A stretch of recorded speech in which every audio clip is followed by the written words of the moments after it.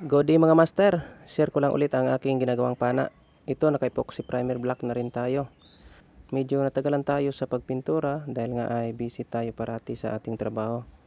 Dito sa handle niya mga master ay kukulayan natin ng neon green or neon pink, pero mas bet ko yung neon green. Babagay ito sa ating naka-reserve na rubber dahil kulay green din yon mga master. Then sa loading bat naman niya ay syempre kulay green din. Sa susunod na araw ay mag-sanding na tayo para makulayan na agad natin.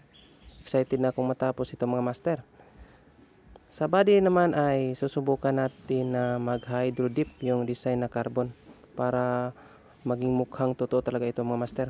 Update alert ako kapag napinturahan na natin ito. Parit naman mga master sa aking ginagawa na pana.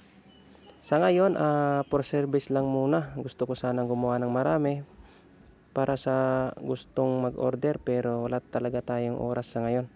Baka sa susunod na buwan ay medyo may oras na tayo. At syempre pakilike na lang sa ating FB page para maging updated ka kung sakaling tatanggap na tayo ng mga order. Maraming salamat sa mga master sa inyong panonood. Dive safe sa ating lahat.